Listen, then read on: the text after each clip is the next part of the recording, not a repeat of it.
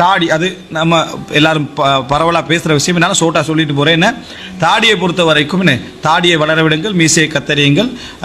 நீங்கள் என்ன அதாவது இந்த யூதர்களுக்கு என்ன செய்யுங்க, மஜூசிகளுக்கு என்ன செய்யுங்க, மாறு செய்யுங்கள், மஜூசிகளுக்கு மாறு செய்யுங்கள் என்று ரசூல் ஸல்லல்லாஹு அலைஹி வஸல்லம் சொல்கிறாங்க. அப்போ இந்த தாடியை வளர விடுங்கள் என்று ரசூல் ஸல்லல்லாஹு அலைஹி வஸல்லம் சொல்கிறாங்க. அப்போ மீசையை கத்தறியுங்கள்ன்ட்டாங்க. அப்போ மீசையை கத்தறியுங்கள்னா தாடியை கத்தரிக்காதீர்கள்னு அர்த்தம். மீசையை கத்தறியுங்கள் இல்லைன்னா ரசூலா என்ன சொல்லியிருக்கணும், அதான் மீசையும் கத்தறியுங்கள் தாடியையும் கத்தறியுங்கள் அப்படின்னு சொல்லியிருக்கணும்.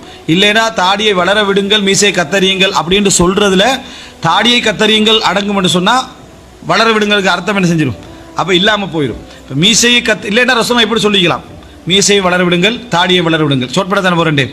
ரசூலா என்ன சொல்லிக்கலாம்டா, இப்போ தாடியை வளர விடுங்கன்றாலும் சோட் பண்ணுறதான் அர்த்தமாக இருந்தால் ரசூலா எப்படி சொல்லலாம், மீசையும் நீங்கள் வளர விடுங்கள் தாடியை வளர விடுங்களே, நம்ம ரெண்டையும் என்ன செய்ய போகிறோம், ஷோட் பண்ண தான் போகிறோம் அப்படின்னு அர்த்தமாக பேத்துரும். தாடியை வளர விடுங்கன்னா வளர விடுங்கள் தானது, அது என்ன முழுமையாக தாடியை வளர விடுங்கிற அர்த்தம். அதில் கருத்து முரண்பாடு வந்தது ஒரே ஒரு இடத்துல தான், ஒரு குடிக்கு மேலாக வளர்க்கணுமா வெட்டணுமான்னு நபித்தோழருக்கு